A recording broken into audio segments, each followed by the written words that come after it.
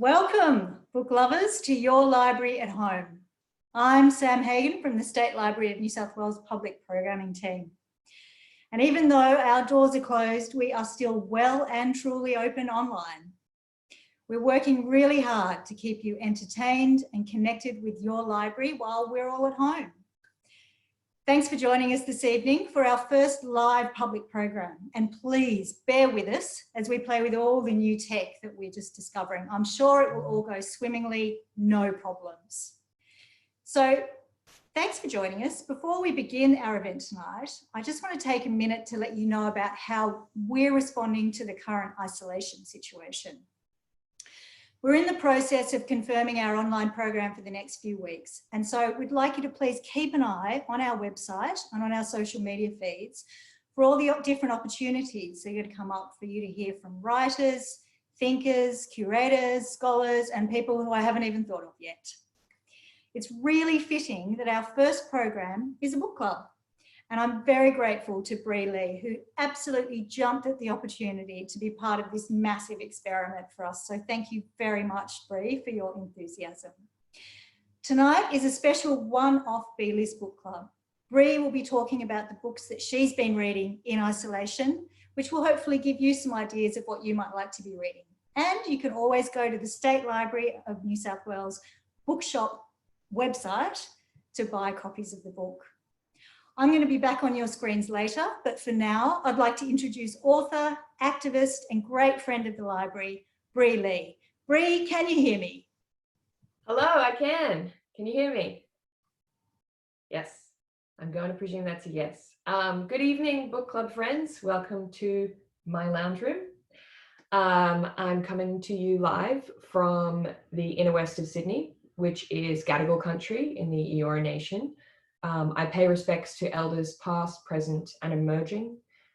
This is the first time I've done an acknowledgement of country where the people I'm speaking to are in different parts of the country. And so I encourage you to take a moment to think about what part of our beautiful country you are on. For me personally, when I say that I acknowledge we're gathering on Aboriginal land, what I mean by that is that Terra Nullius was a farce, and that as sovereignty was never ceded, what happened was a violent invasion, and that we are still living in that state, and that I support treaty and I support reparations. So this is a kind of a special B list. I'm very excited to be speaking to you, over 200 of you. I do just want to mention at the beginning, though, that obviously this is a very strange time that we're all living in.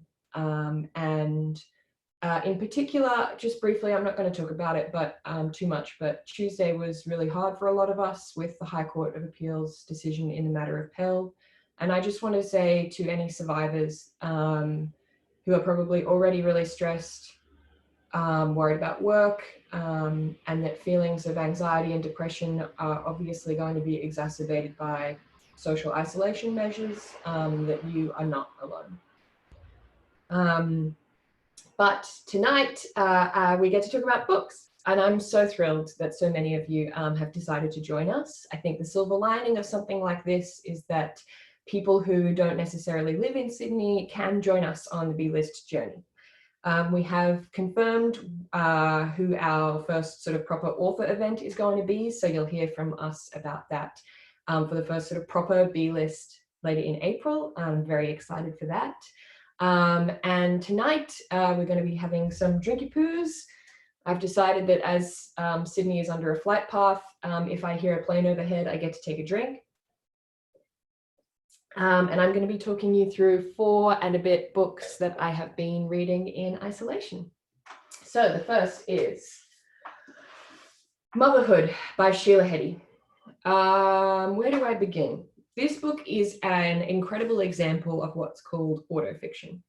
Autofiction being short for autobiographical fiction. Sheila Heti is writing, you'll find this in the fiction, international literary fiction section of your bookstore. But the protagonist's name is Sheila, and certainly the book is documenting a lot of things that have happened in the author's own life.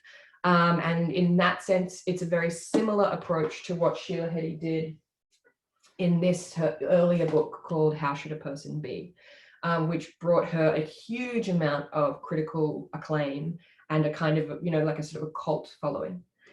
So what actually happens in Motherhood is that we're following Sheila around, she's I think 39 when we start the book. This is the protagonist / author Sheila, and she's deciding whether or not to have a child. And a word that gets used quite often to describe this book is direct. And I absolutely agree with that.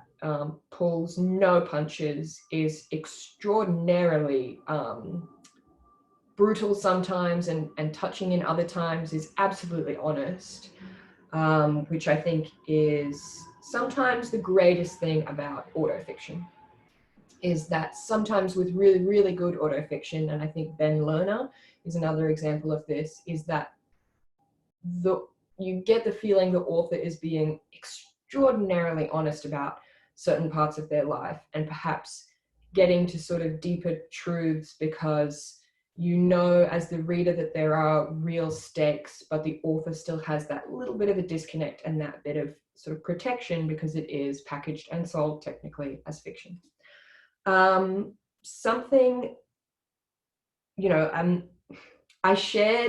got post-it notes all through this book. I shared snippets of the passages that I found personally very powerful as I was reading it on my Instagram, and my DMs just absolutely blew up with people responding to those passages. Some of it's quite, I think, could be confronting. A question I got asked a lot about this book is whether or not it would feel like an attack for people who already had children. I absolutely do not think that it would. I think that if you are somebody who is deciding whether or not you want children, or even just thinking about the role that children may or may not play in your life, or thinking even honestly about your role as a child to parents, this book will have something for you. She does this incredibly beautiful job of talking about the sort of similarities in role between a daughter and a mother, which I think would be equally as applicable to a sort of father and son. She has an incredible way with words. Some of it is very, very funny. Something that was beautiful to read about and a different perspective was that Sheila's maternal grandmother survived Auschwitz. And it's weaved in and out through this very important sense of generational significance. And there's something in the way she writes about that gets at kind of sometimes the sense of pressure that one can feel that is difficult to sort of point to or name about why you should be reproducing at all. Airplane.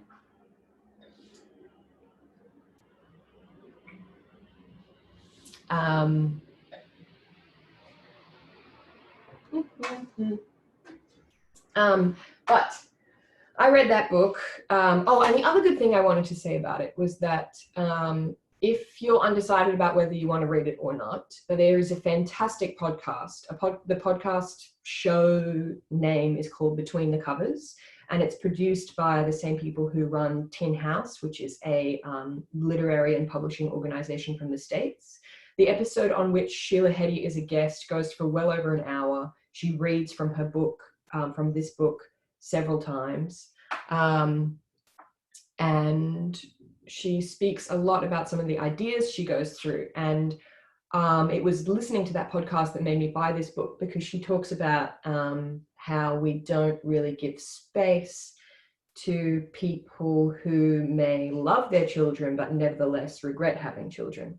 Whereas one of the questions that she feels she's constantly having to come up against as a late 30s woman deciding on whether or not to have kids is whether she might regret not having one.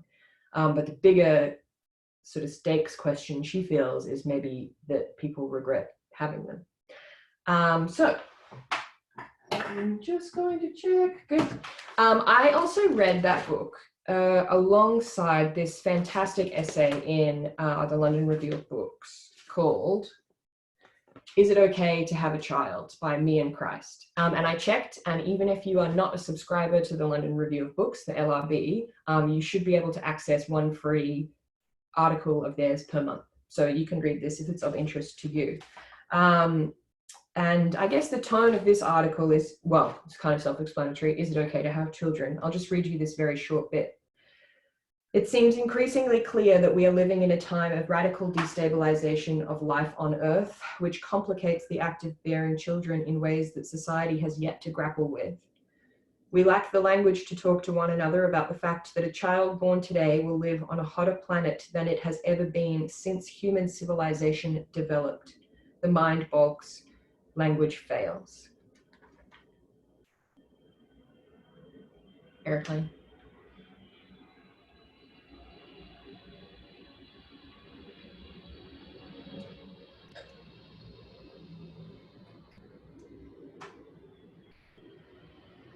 Thank you for your patience. Good. So I started reading the book by Sheila Heti and then this article when I had just returned from the UK, now 4 weeks ago, and I had just started mandatory 14 days quarantine. And it is an interesting time to be thinking about children, with the future we are leaving them, the world in rapid state of flux and change, our obligations as children, for those of us who still have living parents. And something that I really liked about this essay in the LRB was that it cites this research that basically the single most powerful thing you can do as an individual to decrease your contribution to emissions is to not have a child. But then also the inverse of that is that it's not necessarily the right thing to be shifting the onus of fixing these systems onto individuals rather than looking at, huge mega companies and governments. So yeah, food for thought. It's just been a lot on my mind lately. To flip to a totally different zone, I absolutely adored book number 2, The Octopus and I, by Erin Hortle. This comes out on the 15th or 16th of April. I wholeheartedly, fully recommend you pre-order it so that you can get it as soon as possible. Fiction, set on the Tasman Peninsula. Side note, so much good writing coming out of Tasmania at the moment. Bruni by Heather Rose, so good. Robbie Arnott, his new book, The Rain Heron, is coming out soon. Flames was amazing. Anyway, The Octopus and I. So our protagonist, Lucy, we meet her when she has just had sort of recovered from breast cancer. And as part of that process, she's had a full mastectomy and I think as well a full hysterectomy. Certainly she is now incapable of having children. And we meet her when she's sort of, the thing I love about this book is that it doesn't put things into simple dichotomies. We do not meet her as a woman who has just found out she can't have children and now needs to completely reinvent her sense of self as a potential childbearer. Who we meet is a woman with a partner where they were kind of on the fence about whether or not to have kids anyway. And then she finds out she can't. And it's like, oh, okay, all right. You get this real sense in the conversations between the protagonist and her partner. I don't know, it feels very, very real. There's no 2D characters in here. No easy sort of binaries involved. But what she does do is that she decides to get a breast, she gets fake boobs after she has the full mastectomy.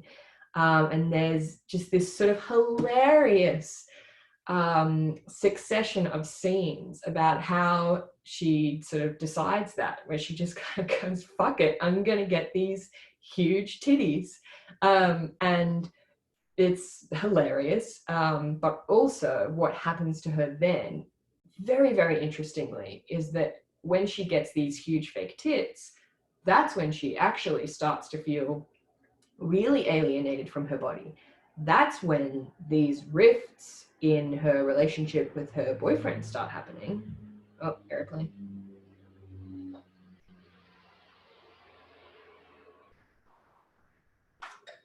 Because, and again, all of this dialogue, all of these relationships are very real. He's sort of saying, well, you know, you went in with like regular boobs and you came out with these like giant titties. Like, what do you want me to say?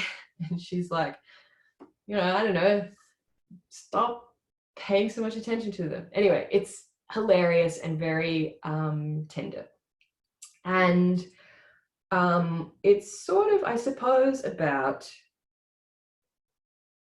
Lucy deciding what she even wants this new chapter of her life to look like.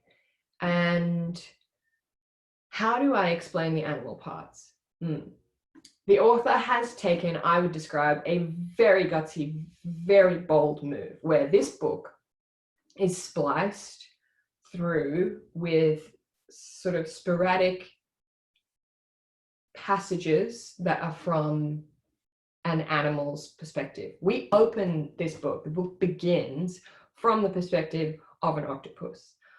I don't normally vibe with things like that because I find it more difficult to suspend my disbelief as a reader when there is stuff like that. But this book nailed it, absolutely 100%.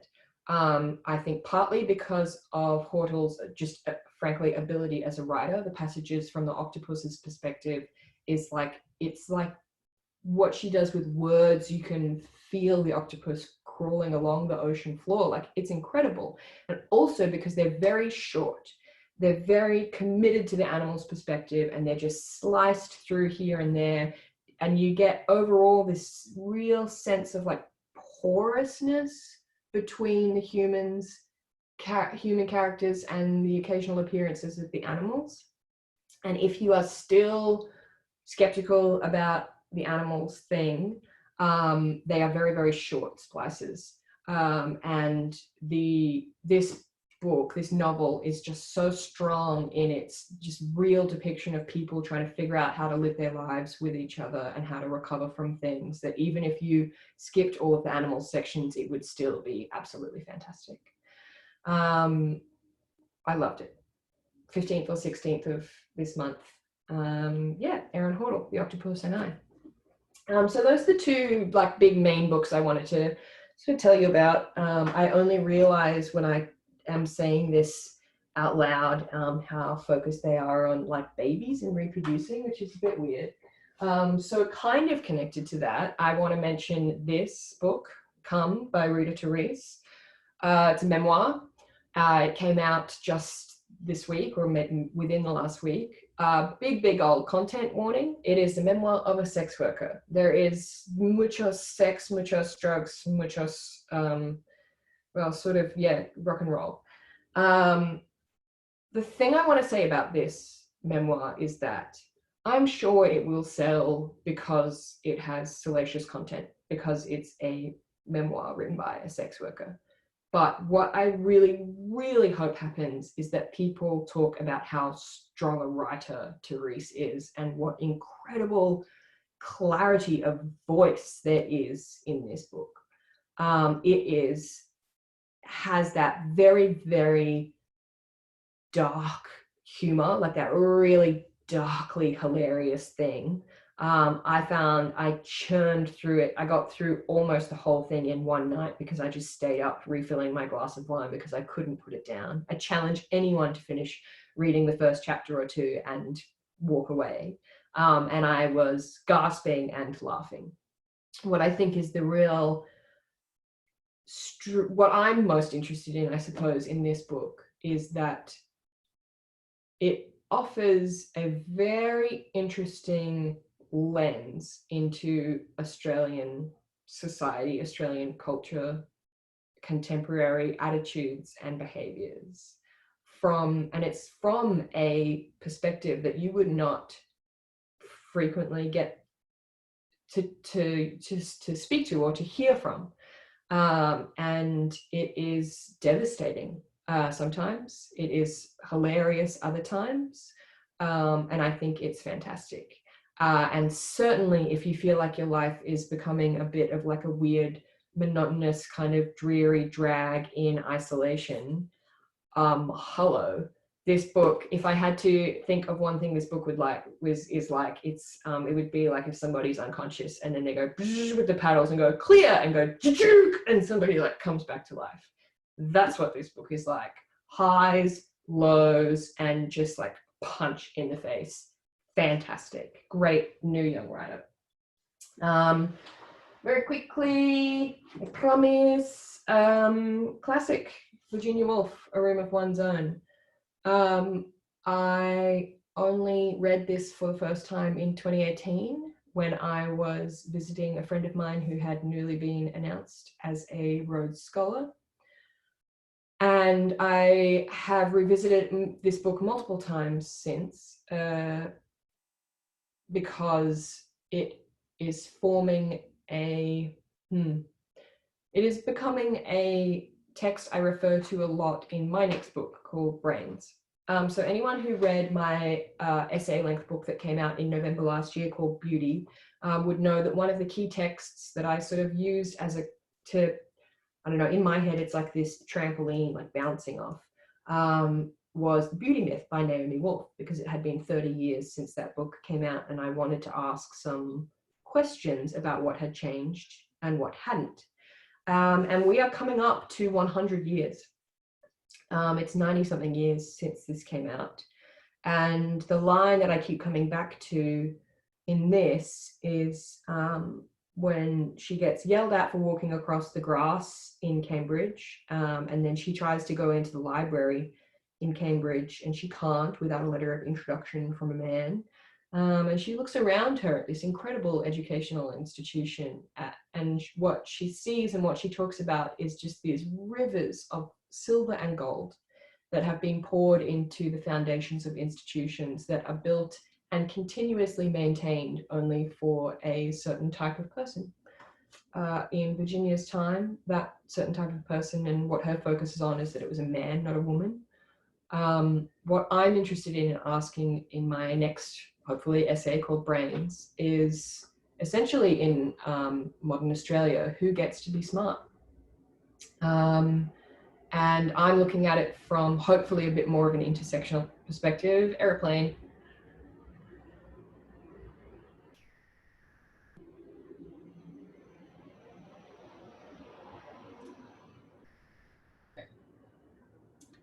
Hopefully a bit more of an intersectional perspective. But a lot of the questions she asks about how we value people, access to education, still hold true.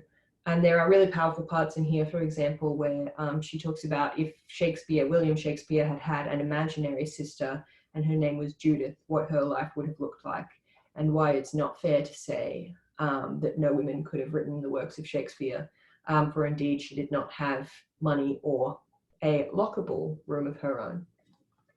So those are the 4 books I really wanted to talk about that I've been reading and rereading in the case of A Room of One's Own in isolation.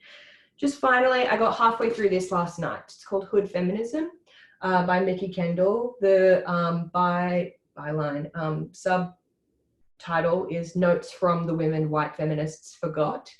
I'm finding it incredibly valuable in terms of the sort of the arguments and the language and the complexities of the feminist movement, but it is also quite American. And so when it mentions things like gun violence and food stamps, a little bit less applicable here.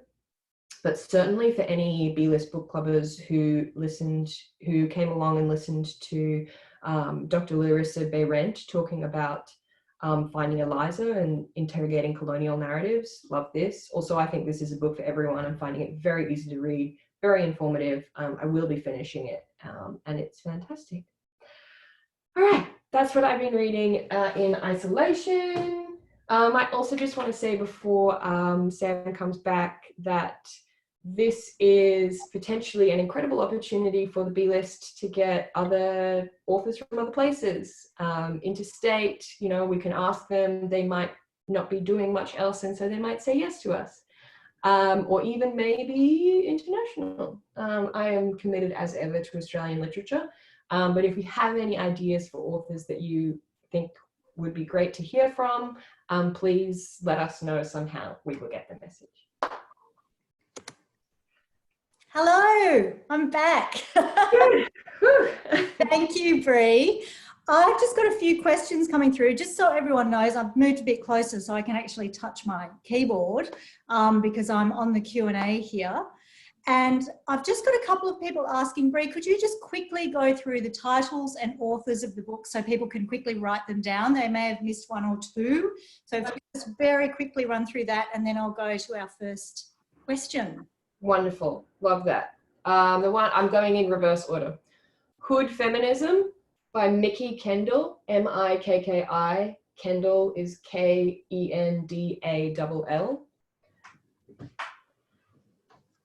A Room of One's Own by Virginia Woolf. I'm not spelling that for you. You can Google it. Fair enough. Come, just spelled C-O-M-E, a memoir by Rita Therese, R-I-T-A, surname T-H-E-R-E-S-E.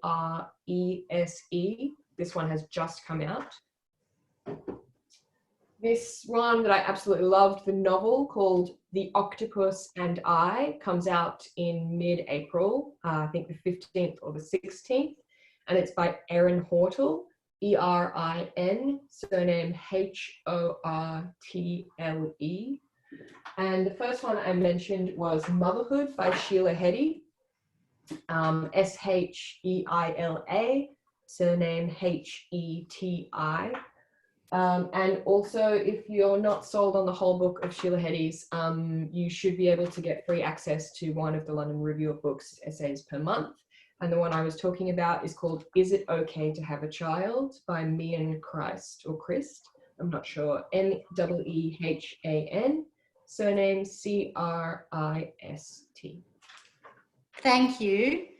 So I do have a question here. A couple of people have asked, they're looking for escapist books to escape into, to take them into new worlds, whilst they're maybe a little trapped in their own personal little world. Is there anything in that beautifully arranged bookshelf, Bri, that you know you could recommend to our B-listers and other friends? Okay, so I am a huge fan of Franny Fisher's murder mysteries. Aren't we all? Okay. If you didn't get the chance to see the new movie before cinemas closed, I weep for you. It was ridiculous and spectacular. What I recommend for escapism is, and the reason I open with Fran Fisher is because this fantastic book has been sort of referred to as the Indian Franny Fisher. It's called A Murder at Malabar Hill. It's by Sujata Massey. The cover is fantastic. And I just absolutely inhaled this, was totally transported by it. Sujata Massey is, this is going to be the first in a new series where it's like the premise of a lady detective, but our protagonist, Parveen Mistry, is the first woman lawyer in India in 1920s Bombay. And her dad, she was armed with a legal education from Oxford. Parveen Mistry has joined her father's law firm, becoming one of the first female lawyers in India.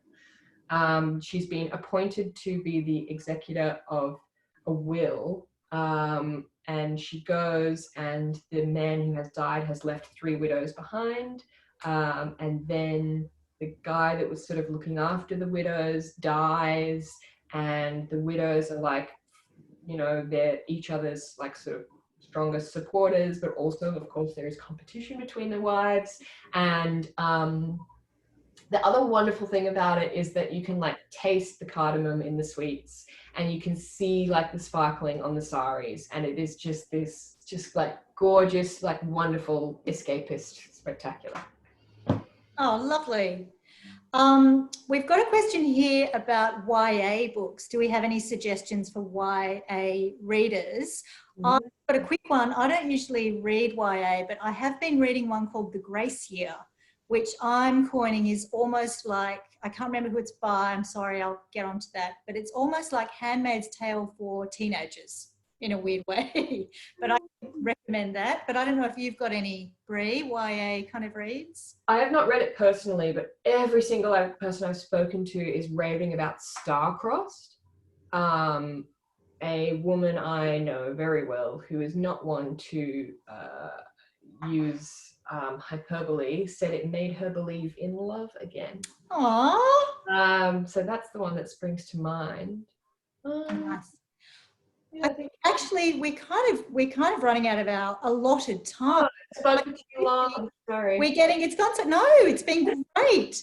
And I think we should answer this next question because we're getting quite a few people asking, and you might like to do the honours, Bri, but people are asking what they should read for our next B list. So would you like to let everyone know who our next B List book club is? I would love to. So I was really particularly bummed that we had to cancel the In Real Life book club that was scheduled for last month with Donna Ward, and thrilled to say that Donna has agreed to be our first digital guest. So it will be She I Dare Not Name, and that's good news, I suppose, for any committed B-listers, because you would have probably already bought it and read it. For anyone who's not heard about it, it's a pretty new release. It's a sort of well, it's a collection of essays, but very, aggregate sort of memoirish form. And the subtitle is A Spinster's Meditations on Life. I think that this book asks very confronting and important questions about how our entire society is set up to privilege and presume that people will exist in couples, if not families, and what it actually looks like to either choose or maybe not choose to live your life individually, independently. Why can we not think about solitude in a positive way? Why should anyone have to, think about their life in terms of school terms if they don't have kids? Because like everyone else everywhere in society is just like privileging the lives and perspectives of those who are in couples and families. And actually, I do just want to mention one of the most valuable things I got about reading Motherhood by Sheila Heti. I don't know where I put it. Yeah. One of the most valuable things I got about reading Motherhood by Sheila Heti was this passage where she talks about how we don't have a word or a term, let alone language, to describe people who don't have children without it being a negative, without it being a lacking. We have words like childless or mother, like barren, or obviously deliberately bad words, but we also just don't have a term for somebody who is at or past childbearing age, who has decided to, or for any reason cannot have a kid, that lets them be that on their own without it having a sense of lacking. And I think that tells you a lot about what we expect of people, in particular women, but just people in general. Wow, theme emerging. Anyway, I'm really excited to talk to Donna Ward. She will be our first. And that's going to be on, I think from memory, the 30th, I want to say the 30th of April, but please check the State Library of New South Wales website. We have got that listing up, so you can click onto that as soon as you click off of this, really. That's all we've got time for tonight. I would like to say a really big thank you, Bri. Thank you so much for jumping in with us. It's all been a bit scary for us, and the tea back end being run from the far west of Sydney, somewhere. It's all very low tech, but it's been fun. Thank you, Bri. Thank you so much, and thank you for your recommendations. We'll see you very soon. Thank all of our lovely participants tonight for your questions and for tuning in. do keep your eyes on the State Library website for upcoming events. We've got a few things coming up in the next couple of weeks. To kick us off, I'd encourage you all to tune in on the 27th of April at 7:30 p.m. on various library sites. We'll be announcing the 2020 New South Wales Premier's Literary Awards winners. So do tune into that on the 27th of April, again on the State Library of New South Wales website. I hope you all have a wonderful evening. Stay safe, stay well, and stay home. Take care of yourselves. See you next time. Bye. Night, night. Thank you for coming.